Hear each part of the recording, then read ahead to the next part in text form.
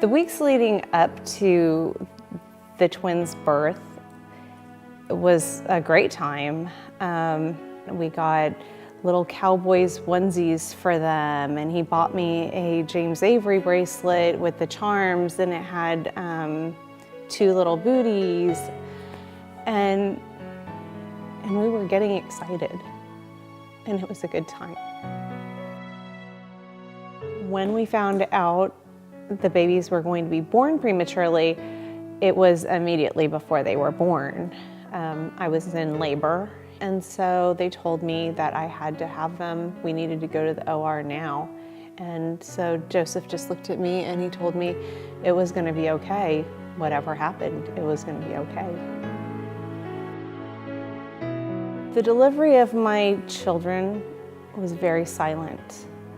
There wasn't a lot of talking in the OR.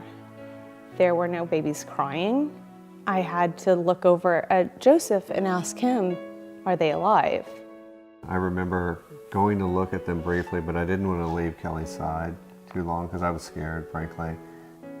All I could tell her was they're working on them. I didn't know what else to say to her. I didn't know what was going on. Gavin was born first. He was baby A, and he was born at 8 a.m. He weighed 1 pound, 12 ounces, and he was 11 3/4 inches long. Mason was born second, baby B. He had been breeched the whole time, and he was not happy about being pulled out. He was 1 pound, 11 ounces, and he was 11.5 inches long. When Gavin got sick on day 15, that was really when his oxygen saturation became an issue, and we started to find out that he was sick. And then at 3:30, I think, in the morning, we got a phone call. And when your phone rings and it's the NICU at 3:30 in the morning, it's not good. The first time I got to hold Gavin was when they called me into his room during surgery because his liver ruptured, and they had packed him and they knew that he was going to die. He was just bleeding out, and I knew he wasn't there. That wasn't my baby anymore. But I held my child, and I only got that one experience. I remember the physician that did the surgery came out, and he was almost as upset as we were that he lost a patient. It was our son, and the closure was just never there, and it's still not there.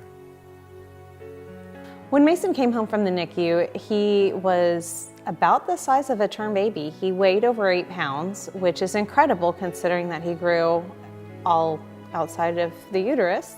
Mason is a one-of-a-kind kid. There's 2 Masons. There's Mason, the son who's calm and cool, and the kid that loves to read, and then there's Mace, who is the alter ego and is the athlete, loves to play football, loves any sport, any ball that he can get his hands on, he loves to play. Scarlett was born at 34 weeks, 2 days, and her C-section was scheduled. She was born at 5:44, I believe, in the afternoon, and that was the best moment. Getting to hear my baby cry and having a happy birthday. The research needs to continue. March of Dimes provides that.